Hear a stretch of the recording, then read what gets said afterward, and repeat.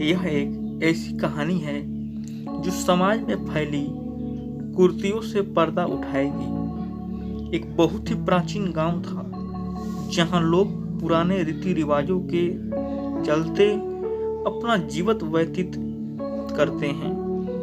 गांव में किशोर अपने माता पिता और पत्नी के साथ रहता था। किशोर की पत्नी शीतल शहर की और पढ़ी लिखी लड़की थी, इसलिए उसे गांव में अच्छा नहीं लगता था।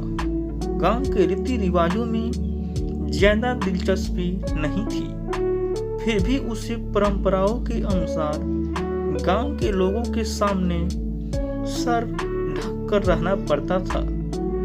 कुछ दिनों तक शीतल ने बड़े बुजुर्गों की मर्यादा रखते हुए यह बर्दाश्त किया, लेकिन जब उसे लगातार पर्दे में रहने से घुटन होने लगी तो उसने अपने पति किशोर से शहर जाने की बात कही।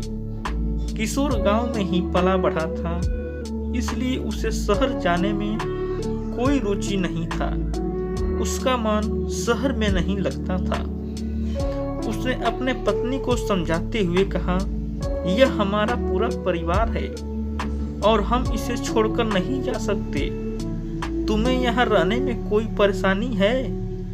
शीतल ने किशोर से खुलकर अपने दिल की बात कह दी। बस फिर क्या था, वह अपनी पत्नी से नाराज हो गया और जोर जोर से चिल्लाने लगा। किशोर की आवाज सुनकर उसके माता पिता भी कमरे के अंदर आ जाते हैं और जैसे ही उन्हें सारा मामला पता चलता है तो उन्होंने भी अपनी बहू को बुरा भला कहना शुरू कर दिया। सारे परिवार की बातें सुनकर शीतल की आंखों में आंसू आ जाता है। शीतल को समझ में ही नहीं आ रहा था कि वह अपने पति को कैसे समझाए। इस घटना के कुछ महीने गुजर जाने के बाद एक दिन शीतल सुबह होते ही बिना किसी से कुछ कहे घर से निकल जाती है।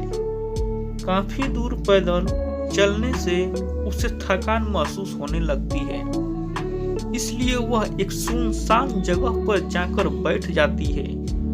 घर पर जैसे ही किशोर को यह बात पता चलता है कि उसकी पत्नी कहीं चली गई है तो वह सारे गांव में शीतल को ढूंढने के लिए निकल जाता है। किशोर गांव के चारों तरफ ढूंढने लगता है और जोर जोर से चिल्लाने लगता है। अपनी पत्नी को खोज रहा था। जब वह कहीं दिखाई नहीं दी तो सभी की चिंताएं बढ़ने लगती है। लेकिन इसी बीच एक बुजुर्ग व्यक्ति गांव वालों से आकर बताता है कि इस गांव की एक महिला रास्ते में एक सुनसान जगह पर अकेली बैठी है। यह बात सुनते ही किशोर तुरंत उसी तरफ दौड़कर जाने लगा। किशोर को भागता देख गांव के लोग भी उसके पीछे भागने लगते हैं। जैसे ही किशोर शीतल के पास पहुंचा, उसे देखते ही उसके सारे होश उड़ गए, क्योंकि शीतल अपने बिखरे बालों के साथ मिट्टी से खेल रही थी। शीतल को ऐसी स्थिति में देख गांव वालों को लगा जरूर कोई भूत पकड़ लिया है जो शीतल के पीछे पड़ गई है। सभी ने शीतल को काबू में करने की बहुत कोशिश की, लेकिन शीतल सभी को धक्का मारते हुए जोर जोर से रोने लगती है।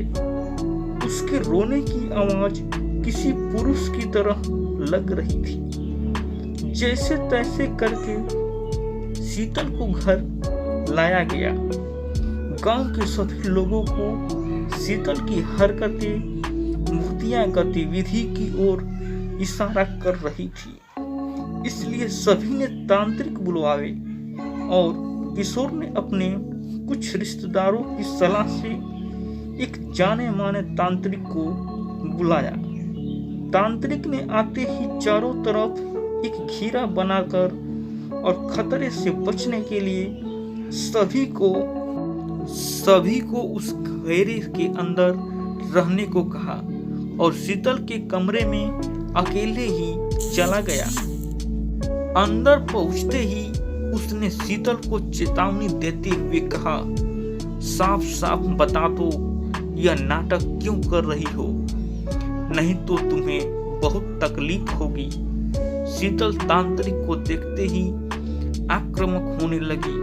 तभी तांत्रिक ने शीतल के बाल पकड़कर दोबारा कहा, मैं अच्छी तरह से जानता हूँ भूत प्रेत नाम की कोई चीज नहीं होती।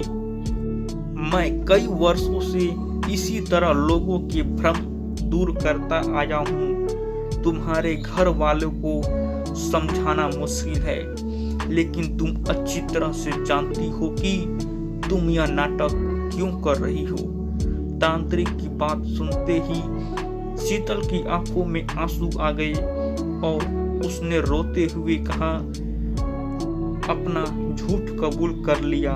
शीतल ने तांत्रिक को बताया कि वह शहर की पढ़ी लिखी लड़की है, उसे ज्यादा बंधनों में रहना पसंद नहीं। उसने कई बार अपने पति से यहाँ से दूर चलने के लिए कहा, लेकिन वह नहीं मानते, तो मजबूरी में आकर उसने चुड़ैल चढ़ावा का नाटक किया ताकि वह अपने मन मुताबिक जी सके। दरअसल तांत्रिक एक वैज्ञानिक था जो कई सालों से भूतों के नाम पर फैली हुई अफवाहों की सच्चाई दिखाने के लिए रिसर्च कर रहा था और उसी वजह से तांत्रिक वेशभूषा अपनाई थी। उसने शीतल को सबके सामने चुड़ैल की हकीकत बताते हुए माफी मांगने को कहा।